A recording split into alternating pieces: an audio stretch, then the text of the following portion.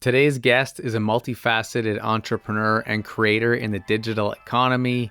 He's the founder of multiple successful businesses, including the First Class Founders Podcast, Urban EDC Supply, which is an unreal site. Definitely check it out.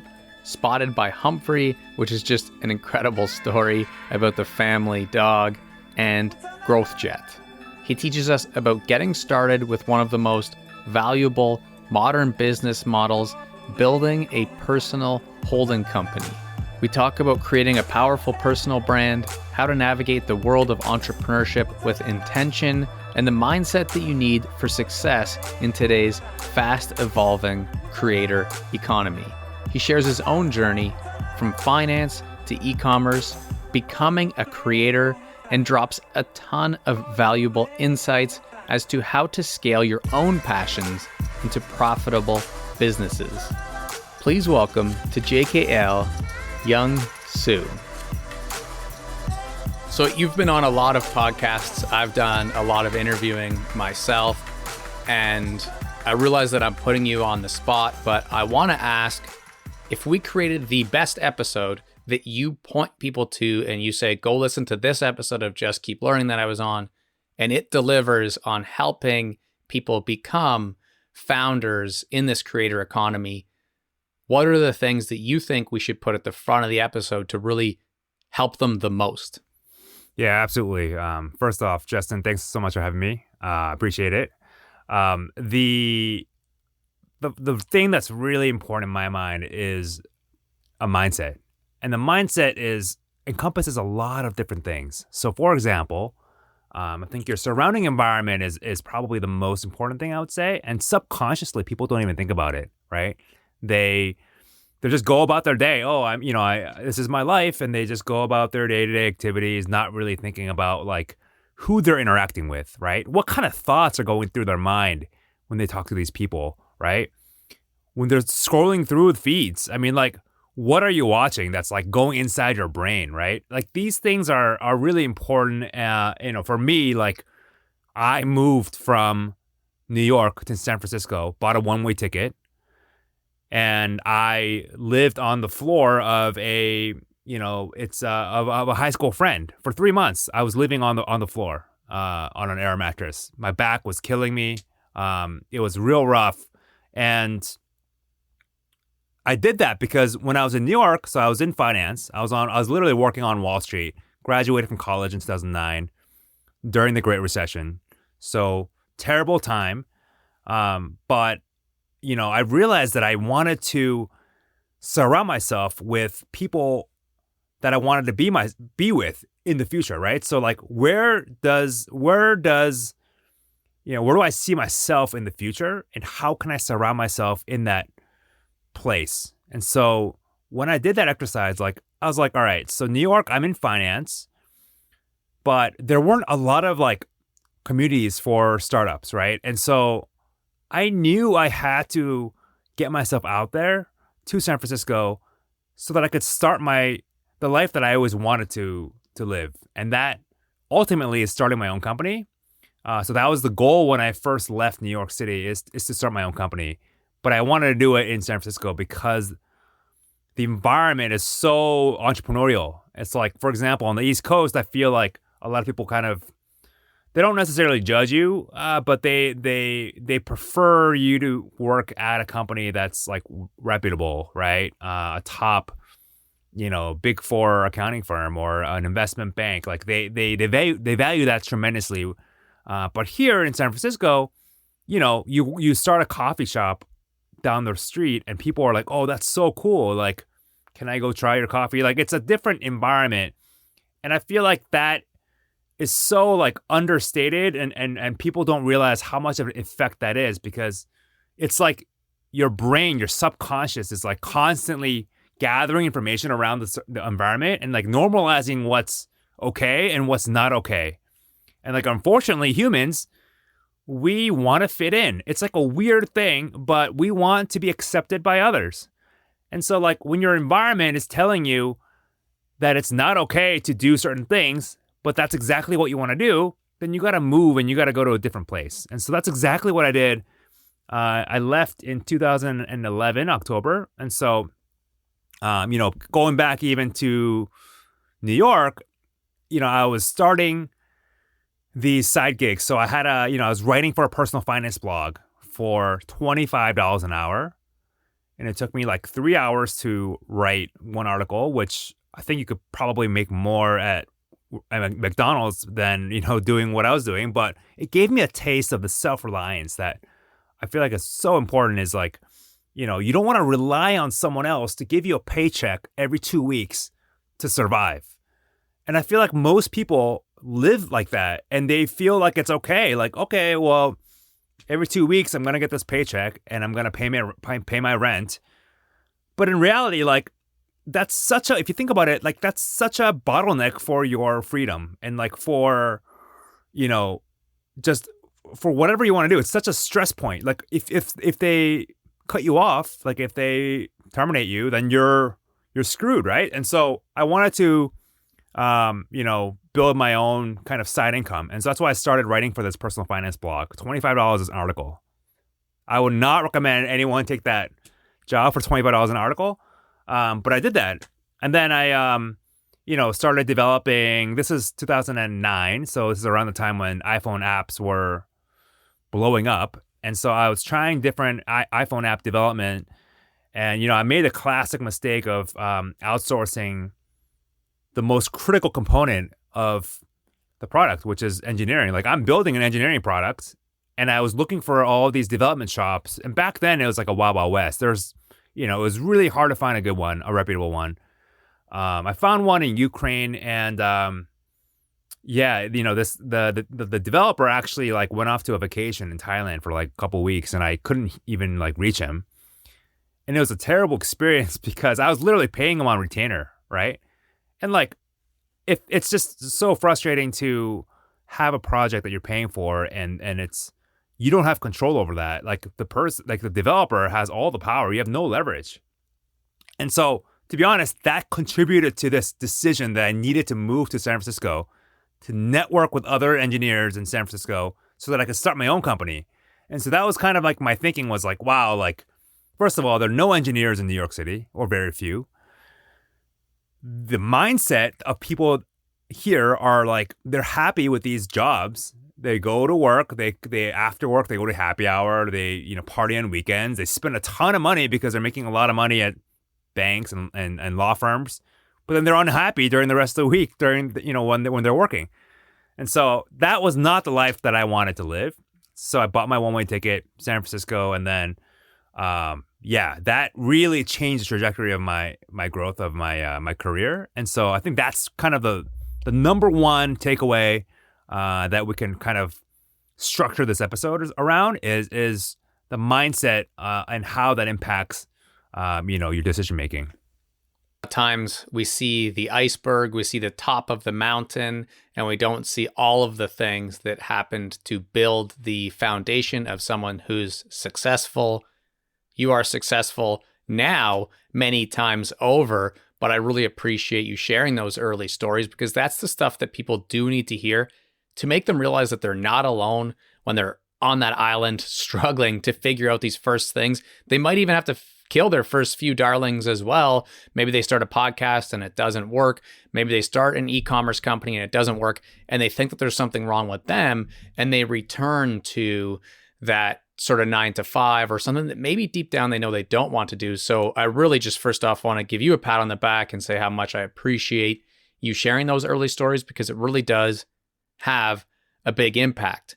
One of the things that's so tough to bottle, let's say, and if we could bottle it and sell it, we'd be billionaires, but is the initial mindset or learnings that you came across that allowed you to then think like that. And what I mean is, were there podcasts you were listening to, resources like books, or did you have mentors in your personal life or even heroes online or in the movies? Like, what gave you some of that fuel, do you feel, that led to being able to make some of those decisions? So this is a great question. Living in New York, I didn't have access to these meetups. Actually, you know what? I did go to a couple meetups, and there's like 2 people that showed up. And so community was too small.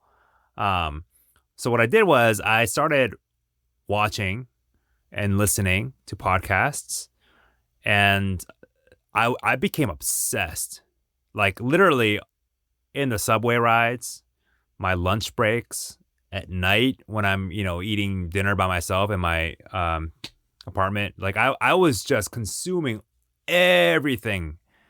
And so, I mean, it was a process. And I essentially, I feel like I got like a second degree, like almost like an MBA, just consuming. I was probably consuming like at least like 5 hours worth of content a day. I was doing my 9 to 5, but then anytime outside of that, I was literally listening to something like a podcast. So I don't know how, honestly, like we're looking back at it now, like I was like pretty crazy, like crazy obsessed, I would say. And now like it's even better. Like there's so many opportunities to meet people and, with all these social platforms, you can connect with all these people. There's never been a better opportunity right now than, starting a company. Like right now is the easiest it's ever been to learn from someone that's, already accomplished and essentially like get mentored by them. And I feel like it's more about, at this point, it's more about execution and just doing it rather than access. Because before it was access, like people couldn't get in the doors. But now that's all been democratized. Anyone can get in the door and talk to anybody. It's just a matter of like, all right, how do I reach this person at this company and like, how do I actually execute, the game plan? Like that's really what it is now, is execution rather than access or actual lack of information. Because the information is out there. You can Google anything. You can watch any YouTube video. It's all out there. But it's a matter of like actually like sitting down, learning it, and then applying that and building your own life, right? From scratch and carrying out that plan. So yeah. I feel like it's one and the same, but when it comes to business and social media, at least in terms of the companies that you have, whether it's the EDC brand or it's your own, creator supporting and accelerating newsletter, podcast, or it's your Instagram puppy brand, like in all these areas, social media and business do kind of go hand in hand. So maybe we can kind of lump them together and just say, if somebody were to be trying to create systems that allow them to succeed in those areas, when it may seem like you said the barrier to entry is so low, so it may seem like it's saturated. What do you think about when it comes to helping people who are worried that it's saturated, and what should that sort of game plan, like you said, be? Yeah. So the challenges are always there, right? So back in the day, it was about, okay, how do I get this amount of money to start my first business? Like it cost a lot of money to start a business because the infrastructure and the support wasn't there to start a business. And so it just cost a lot of money, and you probably had to like raise a ton of money to start a really basic company. But now that's all gone. Like, we got no code tools, AI. I mean, AI, you can get so far with just using AI alone. So that's all gone. And so what's happened now is the challenge is no longer about how do I find the money, to start a company. The challenge now is, all right, so all these tools are out there and everyone has access to these tools. All right, now what? Right? Okay. So anyone can build anything now. So what's the challenge? Okay, the challenge is actually like standing out, like executing on a project and like essentially standing out from all the other tools that are going to be built. And so you see that already with like ChatGPT. Like there's so many different wrappers that are literally just taking ChatGPT's technology, just putting a front end to it, being like, hey, this is, whatever, like AI tool wrapper, like chat AI. And then there's like bot AI. Like there's so many of these tools now. That's just essentially ChatGPT with a different interface. And so you're already seeing it where, you're getting a proliferation of so many different tools. And so really the challenge, in my opinion now, is about distribution.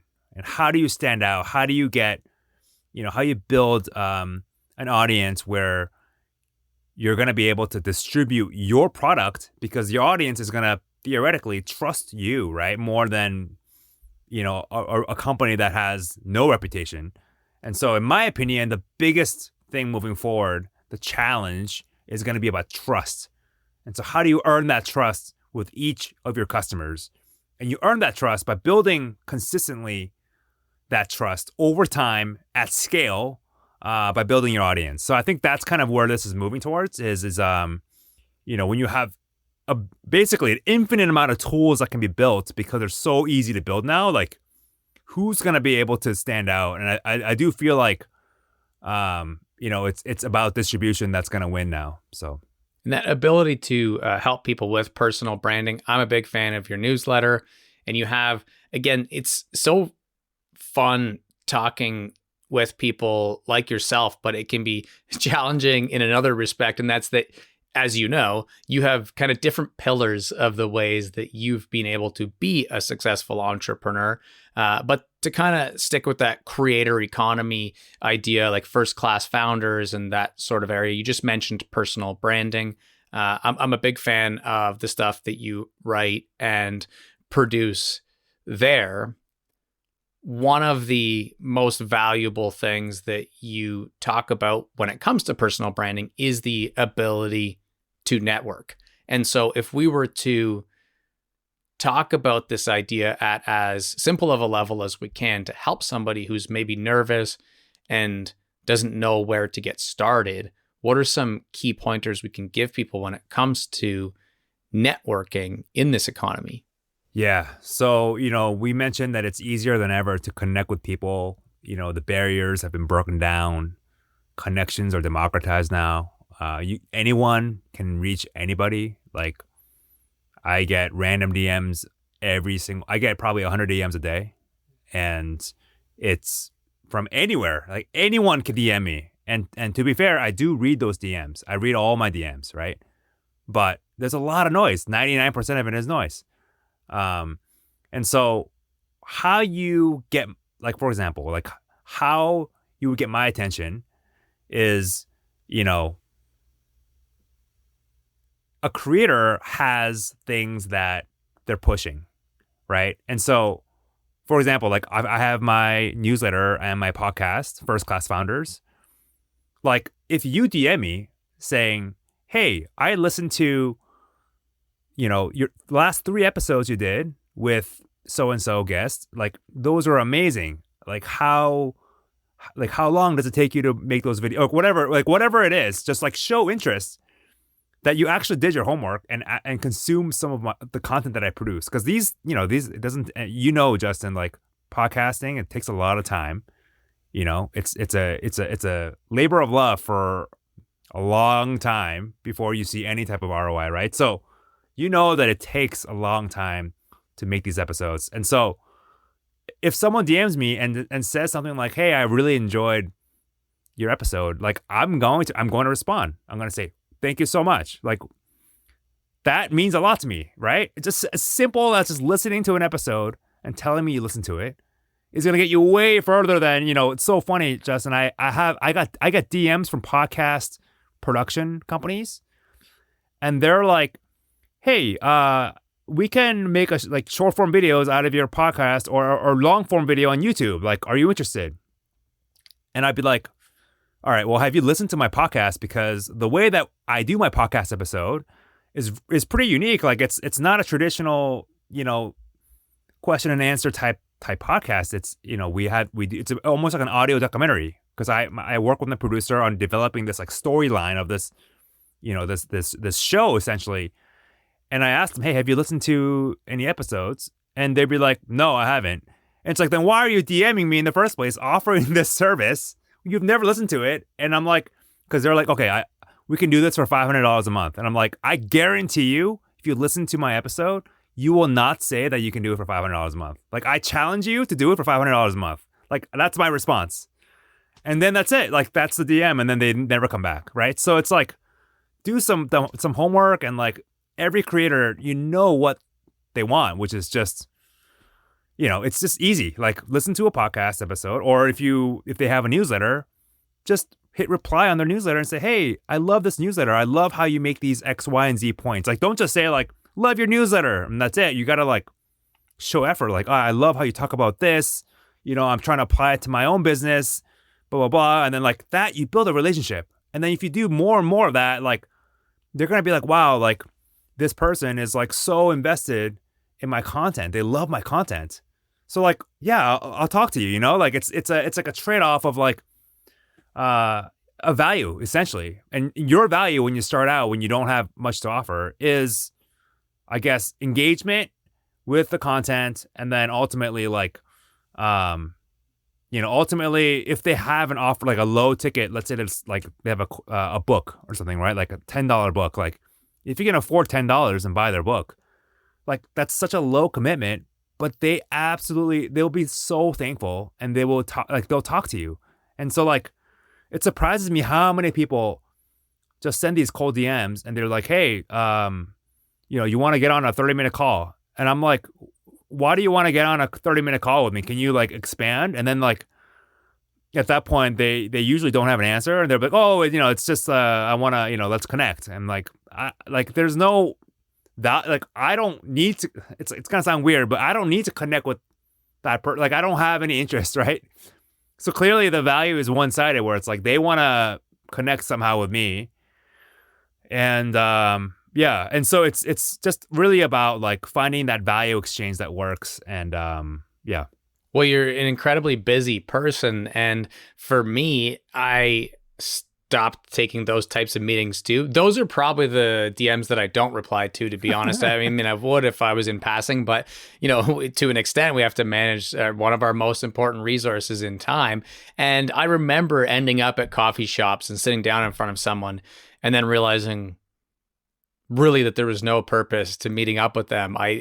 I still to this day in some of those cases don't know exactly what they were after. I feel like there was some kind of ulterior motive that they were even still too scared to ask. I don't know what happened, but you'll get those exact things. Can I pick your brain for X many minutes or whatever? Like, and I feel what's kind of unfortunate is that it's almost like people will pass judgment that we're not humble enough, or we don't have the humility, or these kinds of things. And we can't take that to heart because they don't yet have an understanding of what it's like to be managing our minutes a little more diligently like this. And a lot of times that might even be the habit that led to success. As a side note, I appreciate you feeling that there was enough value to do this today. For me, I get a lot of inbound now.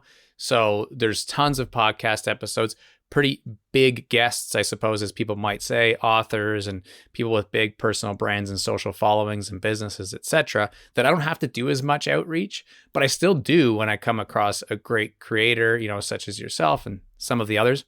I feel like teaching that mini course to people or doing a live stream to help people would bring a lot of value, because it always surprises me how much they struggle. And I came by that pretty naturally.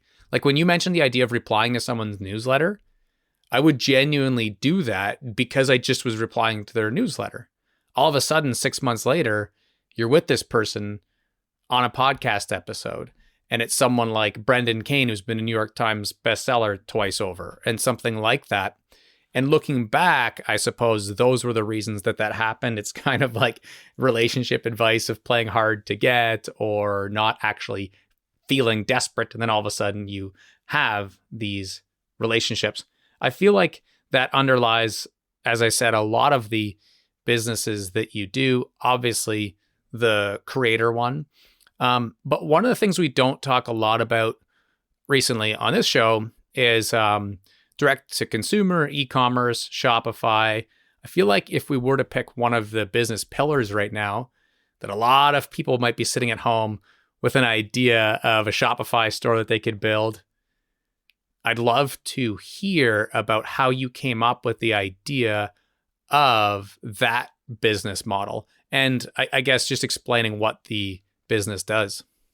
Right now, as you mentioned, I do have 4 businesses. 2 of them are e-commerce shops, and I'll get into each one in a bit, but I just kind of want to explain the different businesses. So 2 are e-commerce brands.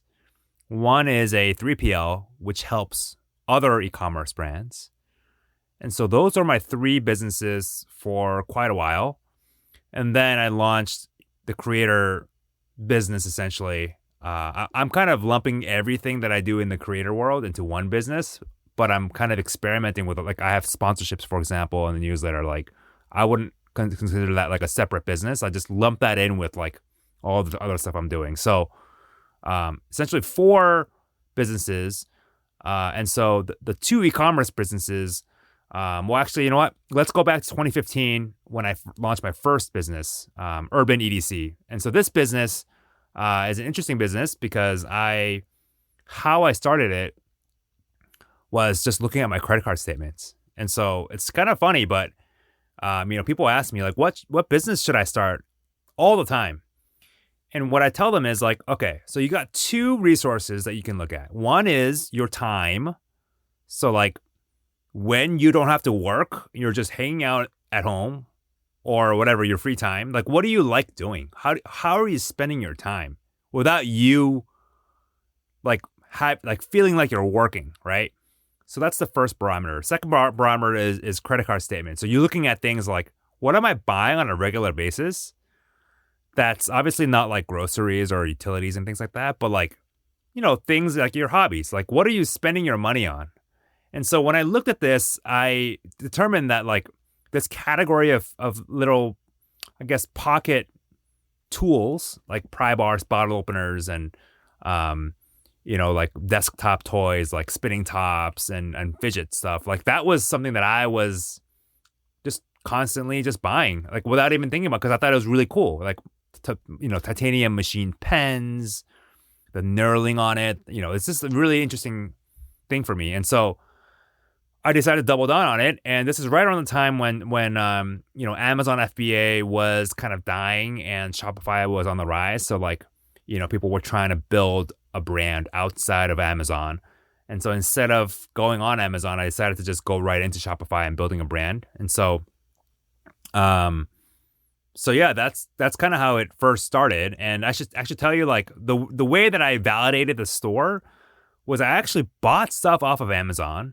and resold them for no profit. It was just to see it, just a test to see if there was a demand for a boutique everyday carry store. And yeah, there was. And so I, kept going. Every week we have a weekly gear drop. And so Wednesday at 12 p.m. Pacific is when all the new stuff comes into the shop.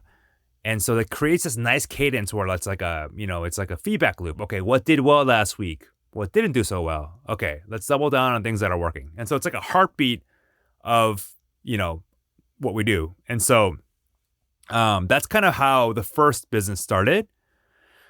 The second business is called Spotted by Humphrey. It's a dog boutique.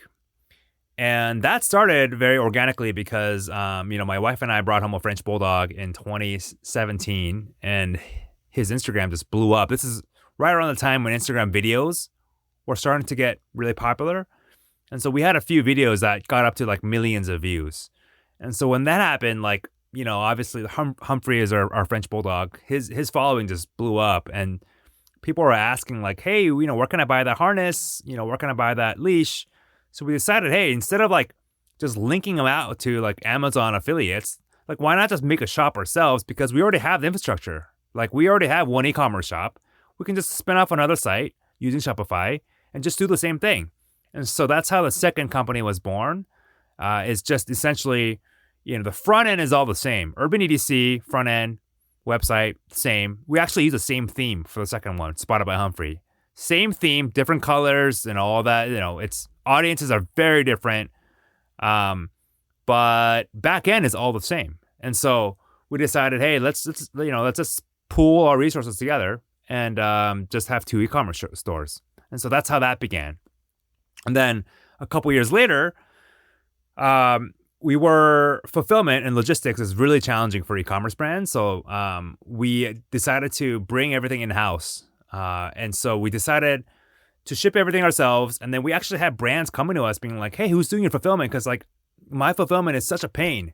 And so we actually had paying clients for GrowthJet, which is our 3PL business, before we even had a name or a website. So we launched with no name and no website. And we had paying clients. And so that's when we knew we got something here. Let's roll with it. And so decided to launch GrowthJet, which is a climate neutral certified third-party logistics company. And we just moved into a 39,000 square foot warehouse, and it's just rolling now.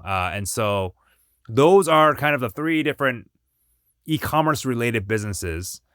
And they're same but different in different ways. But yeah, they've all been a great learning experience. Was Spotted by Humphrey something that you had crafted by design? I know in terms of the story you reference, it was once videos blew up, but not everybody brings a dog home and creates an Instagram feed for them.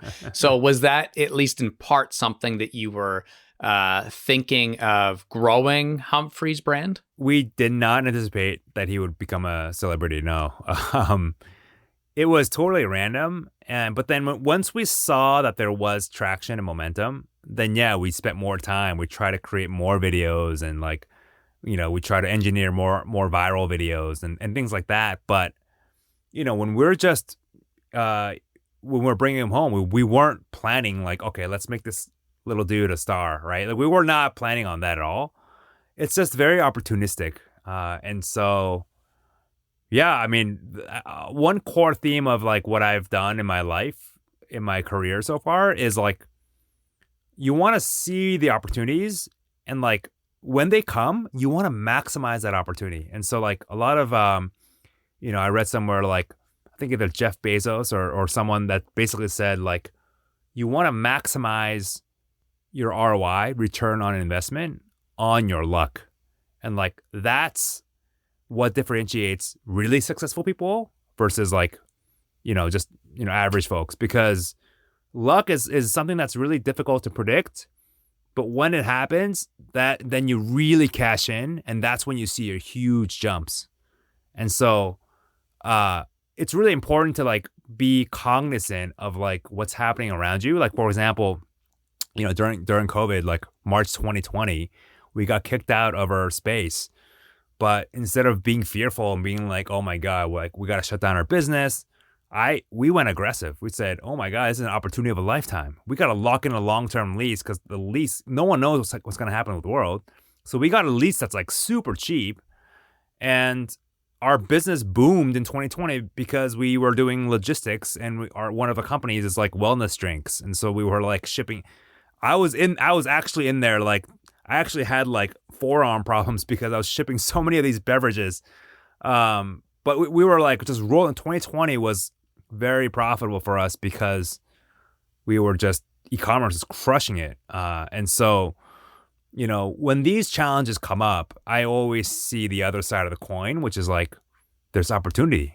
And so that's also going back to this mindset thing that we're talking about, Justin, which is like, everything is two-sided. Like, okay, there's a crisis. Okay, well, what good can come out of this crisis? And so there's always like, a good side to a crisis, and obviously there's bad sides to a crisis. But like, for me, I always try to figure out how can we take advantage of this change that's happening so that we can come out of it ahead. And so I think that's a really important lesson there too. Kind of the Instagram growth and Humphrey's celebrity, as you put it, was somewhat by accident, but then you tripled down on it. Mm-hmm. But the EDC brand, Everyday Carry, again, for people who are new to that, urban EDC supply, that has a pretty big social following. You now have a pretty big social following on social media. So even if some of that happened by accident, then looking back now, what are some of the things that you think somebody else starting a Shopify store and building out their own social channels as distribution, as you put it, being one of the most important things? What are some tips for people when it comes to distribution? Yeah, so there's like micro things and macro things, and I'll touch on both of them. So let's start with macro. So when you look at a macro landscape of the social platforms, right? The events are things like Elon taking over X, or Twitter and then renaming it to X. Like that's a macro event that's going to have major ramifications on how the platform is going to evolve. And so when you have these macro events, and another one could be like TikTok. TikTok didn't exist, like 7, 8 years ago. And it was called Musical.ly, I think, back then too, when you were just doing music videos and just, yeah. So, but it's changed and now it's like a huge platform. And so macro is like, what are the big trends that are happening? Like, what is Elon going to push next? Like, is he going to try to push video? Is he going to try to push podcasts? Like, I've heard that he's trying to push podcasts, right? So if that happens, then Justin, you and I are in a great position. Like, we already have podcasts. We're just going to be putting it out there. And so, like, I guess tying this to the other example that we said is like, okay, if Elon pushes podcasts and all of a sudden podcasts, like these long form videos or whatever, like get a boost, like we want to maximize that opportunity. And so like, I'm going to double down. I'm going to work really hard to like ride that wave, right? And that's exactly what we did with also Instagram. When the videos are starting to take off, like we posted so many videos, like, we were just video after video after video, and some of them would just pop, go into the millions. And so like, we kind of have to know like these macro change events on these social platforms and ride that wave, right? And so that's the first thing. Now, micro is things that you can actually control. So like macro is less controllable. Like, you can't force Elon to push podcasts, right? But you can. The micro level is things like just every day doing a little bit, right? And so I do really think that it's with repetition, you just always improve. And like, I know because I was a terrible, like if you listen to my first few episodes of First Class Founders, my podcast, like I sound terrible. Like I have no energy. I sound like I'm reading an audiobook. I sound like this where I'm just like talking like just a monotone voice. And I just sounded like you could basically fall asleep to it. I should have basically narrated a story for people to fall asleep to. Sell your podcast to the Calm app. Exactly. But now it's like way more energetic. It's better. Like, when I was first doing podcast interviews too, like I was less energetic like this. I was more like the monotone. And like the feedback I got was like, hey dude, you got to pick up your energy. And so like, yeah, I took that feedback and now I'm like way more energetic. And like, it's a different ballgame. So repetition is definitely something that you want to put into your day-to-day habits, whatever you're working towards, right? So if you want to become a better video creator, then like, then practice, create a video every single week or every single day for a full year. And like, that's what you got to do. And like, put in that effort. And so like, for me, I'm doubling down on X. And so I write every single day, some kind of long form thing. And I post it every single day. And like, that just helps me get better. But also it keeps me kind of like in tune with what my audience likes. And so if you think about it, building an audience is the same thing as building a company. Your product is your content and your audience is their customers, right? And so when you think about it that way, it's like, all right, I'm going to continuously improve. I'm going to put something out there, see what happens. If it sucks, whatever. No one saw it. Not a big deal. Just continuously improve. And so these are the micro, I guess, things that you can control. I think Warren Buffett calls this inner scorecard versus outer scorecard, where the outer scorecard are things that are like, things you can't control, but they just happen. And so you might get a tweet or a post that goes viral. You can't control that, really. That's the outer scorecard. Inner scorecard is like, all right, how many posts did you post today? How many posts are you posting tomorrow?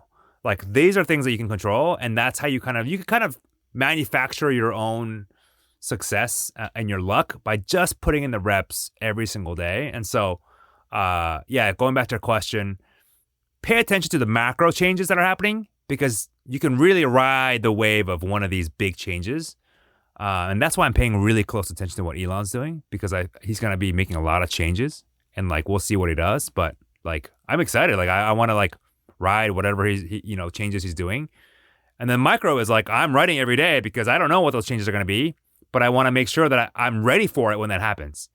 And so it's kind of like this dichotomy, this like marriage of like micro and macro that you got to like kind of do both at the same time, right? So I love it. I appreciate the X/Twitter/Elon thing, because for me, it's interesting. One of my big dreams would be to be a little bit more of a traditional YouTuber, like the Casey Neistat style. Speaking of New York City and where something does make sense, going to New York City and making videos.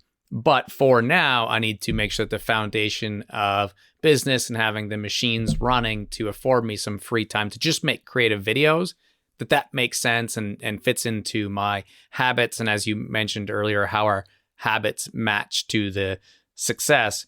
But with Twitter, I posted a video there just to see what would happen, and it got 7K views. I haven't posted a YouTube video in my life that got more than 70 views in the first day. So that was something that really kind of piqued my interest a little bit. I haven't doubled down on it yet because it requires making more videos like that. And again, it's just not a priority yet. But when it comes to a little bit more of the in the weeds tactical type stuff, since we're talking about it, how do you feel like with Twitter, for example, a lot of people get lost with quality versus quantity. How do you tackle that question yourself? yeah, so when you're first, posting for the first few times or few weeks, I would definitely err on the side of quantity.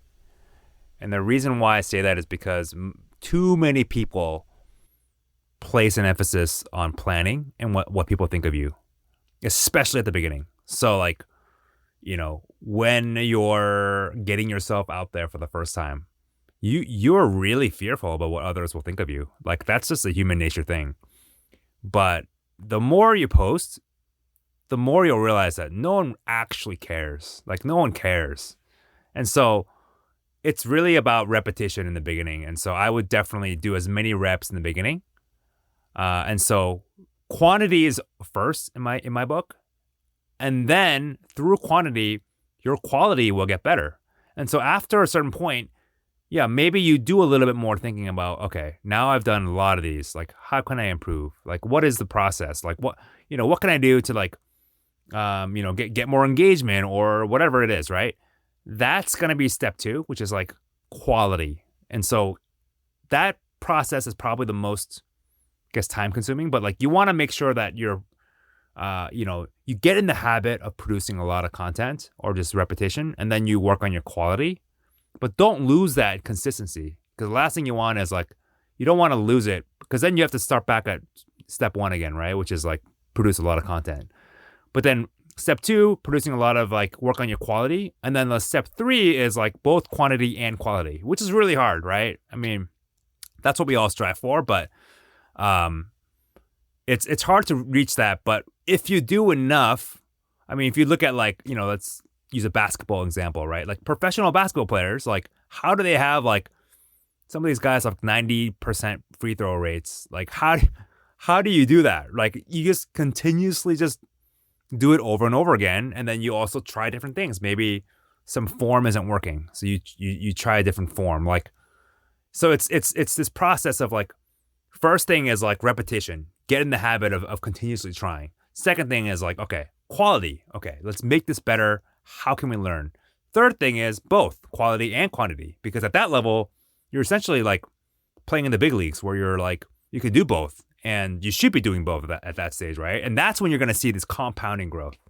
We've established a few times in this episode that you do a lot of things. And when you're answering these questions, it's quite evident that you have a ton of experience, but also that you're juggling a lot, because if you're putting basketball free throw development like time into writing on X and also building 4 businesses, you're juggling a lot. That's quite clear. I think it's been established.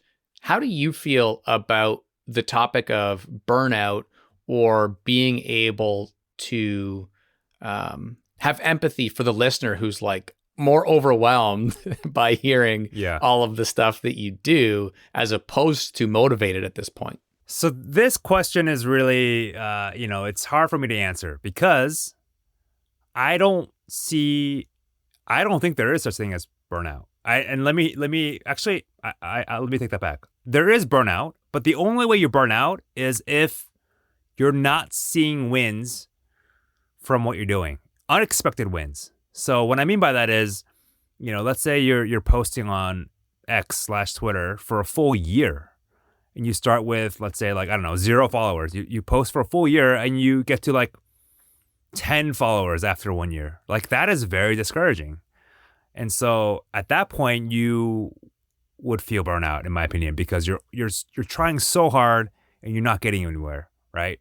And in my book, that is the only definition of burnout.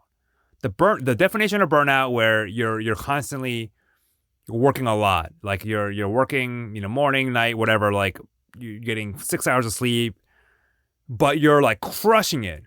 Like, you are setting new records, you're getting all these opportunities. Like, I don't know if you'd be like, oh, I wish I could work a little less because I'm seeing so much success, but I need a little bit of time to relax and get away from it. Like, that doesn't happen at least from my experience. And so, like, when things are happening for me and when there's momentum, like, I can't stop working. Like, that's the bottom line. Maybe I'm just built differently. Like, I think maybe I'm just a weird person that loves business, but for me, I never get burnt out because I'm seeing these wins, and yeah, I mean, I think it's really important to structure your day so that it works for you, so you're not getting like call after call, and then like so you're getting pulled in 1,000 different directions. And actually, I just recently hired an executive assistant, which has been really a game changer for me.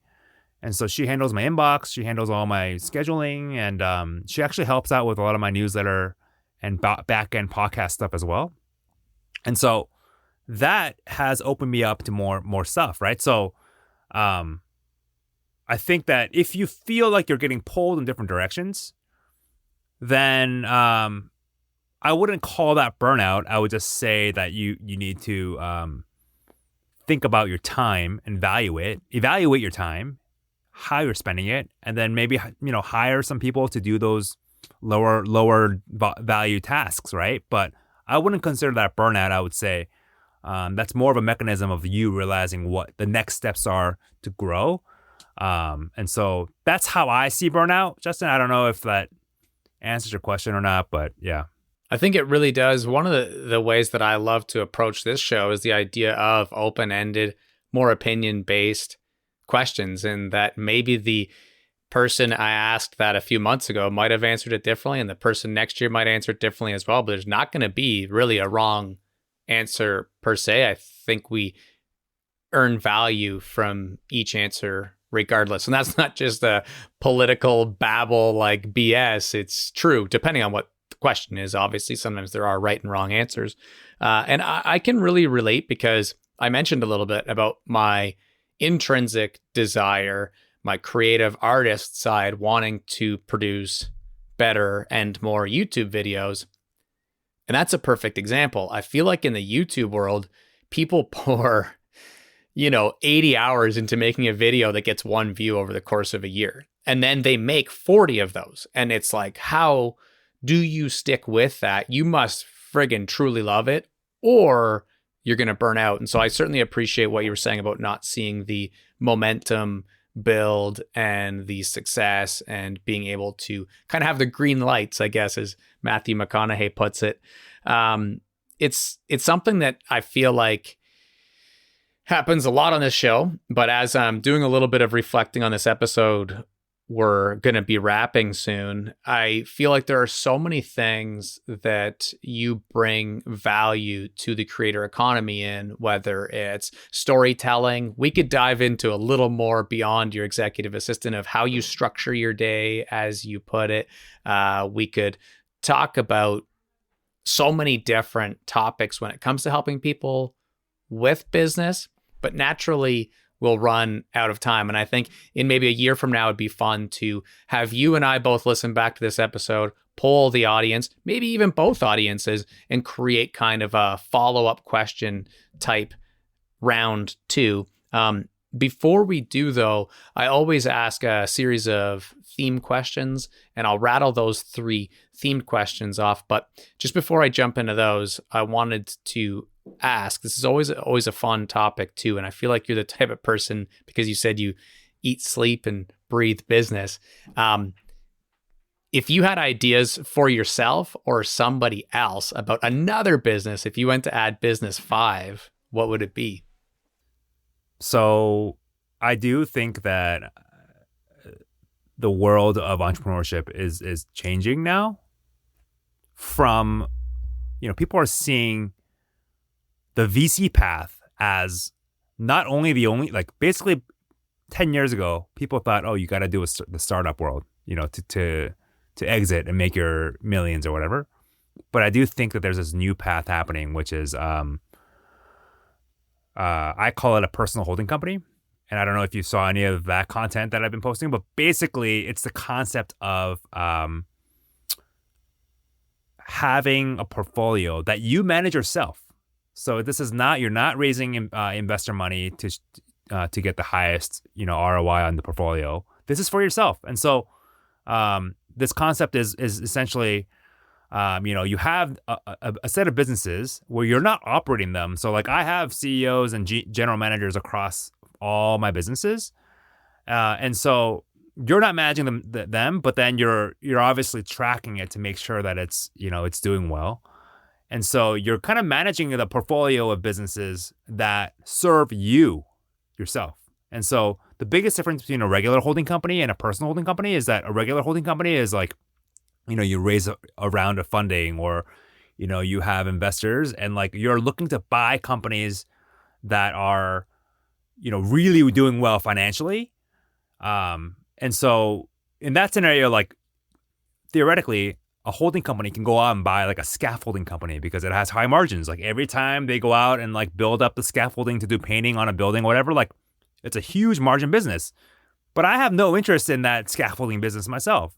And so what I've done is I have my hobbies, my Urban EDC, my pocket knife business, my Spotted by Humphrey, which is a dog boutique, Growth Jet, turning a cost center into a profit center.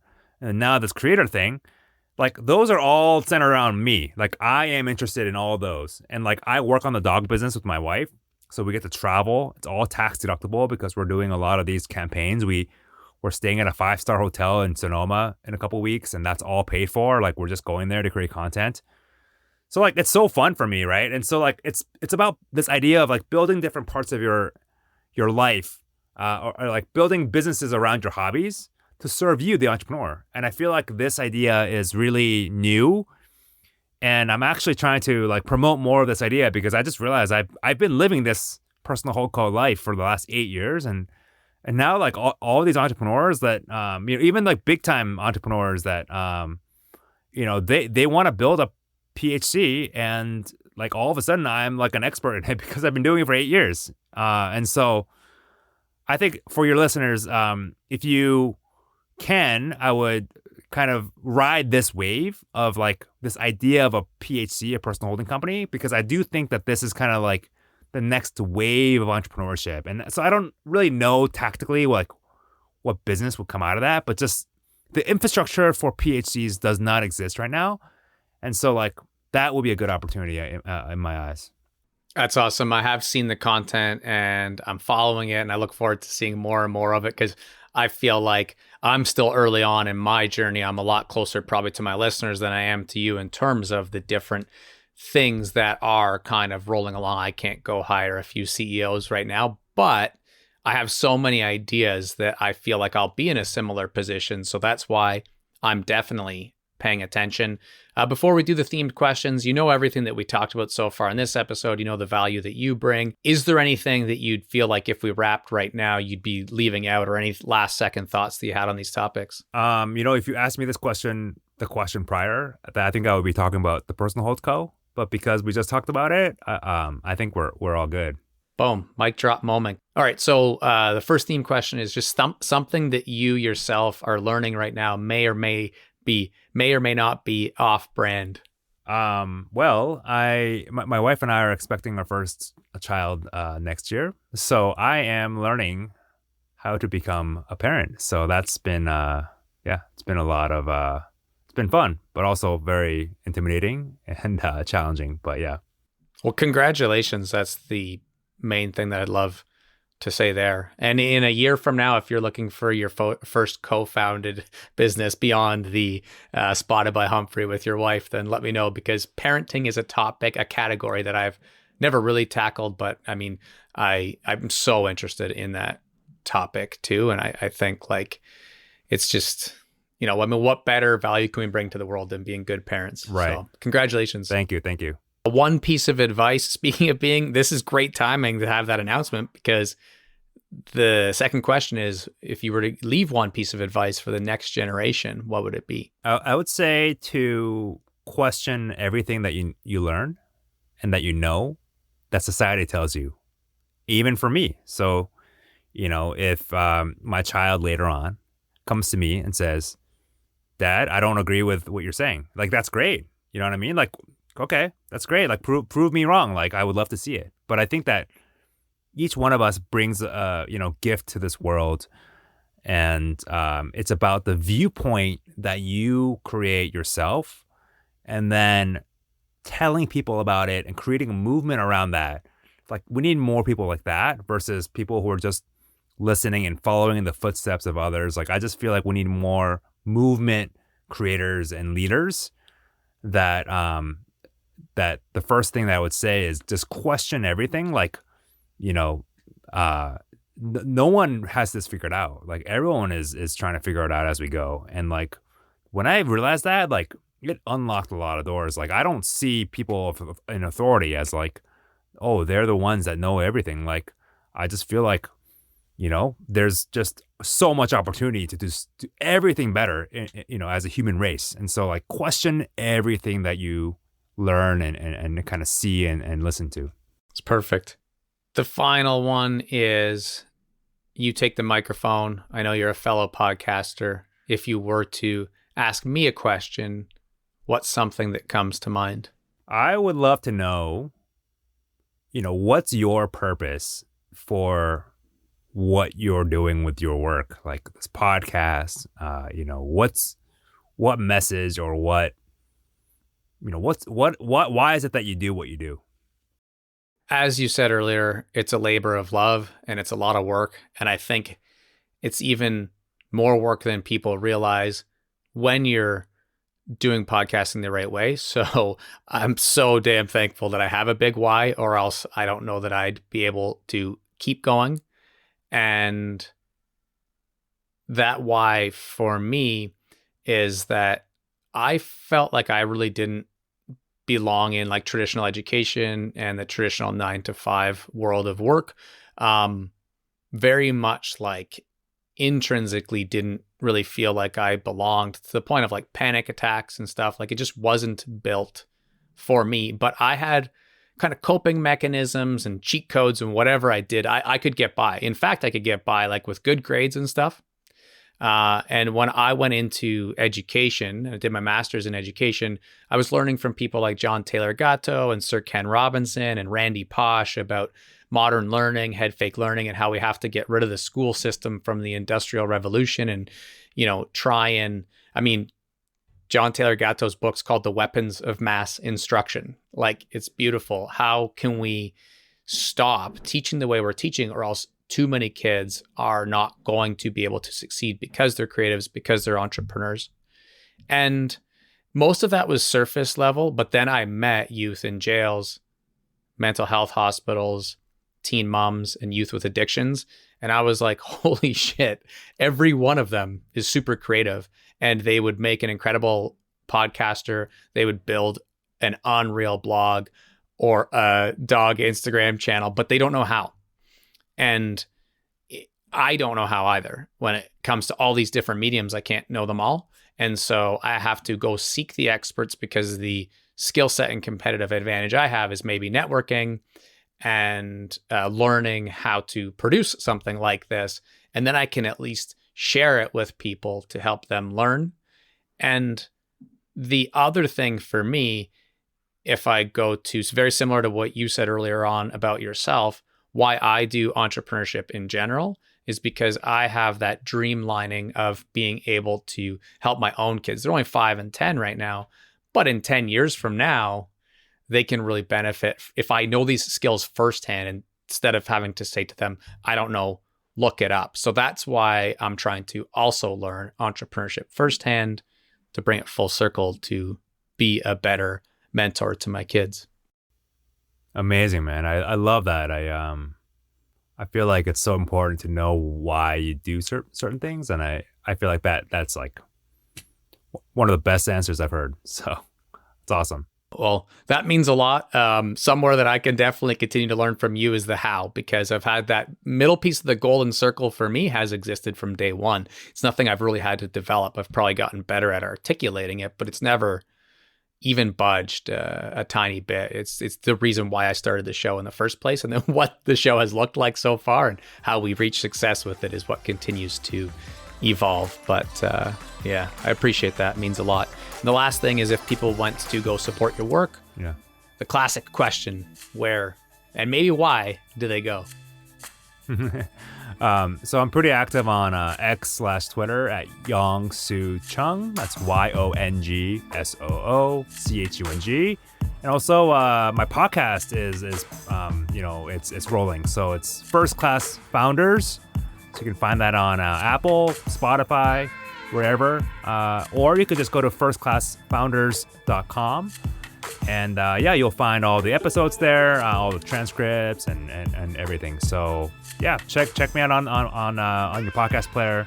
Put a lot of work into each episode. So yeah. Yeah, I was gonna say that the quality and design elements across every single one of your brands, including the newsletter and podcast, are first class. And maybe that's something we can dive into, like I said, in another 12 months from now or something, because I think everybody should check it out. You mentioned you're active on X, but you're also one of the best writers and brand builders that I follow right now. So Definitely people should check it out. Appreciate you taking the time to do this today. Thanks, Justin. I appreciate it. Thank you. And scene. All right. JKL listeners, thank you so much for tuning in. We've been having a blast bringing these incredible interviews to you. Honestly, I feel like we're just getting started, but there's just been so many highlights already. Please do consider sharing the episode with friends, family, or anyone that you think could benefit. And as always, ratings, reviews, they really help the show too. It means the world when you take the time to do any of this. So I just want to say thank you from the bottom of my heart. Huge thanks as well to Yong Soo for joining us today. His work with urban EDC supply, insights into the creator economy, and passion for building a personal holding company while keeping your passions at the heart of what you're doing is just something that we can all learn from. As always, we love hearing from you too. If you have ideas for future guests, topics, feel free to hit us up, hit the DMs, email, comment, whatever you like. We're all about growing this community together. Until the next time, all the best, and remember, just keep learning.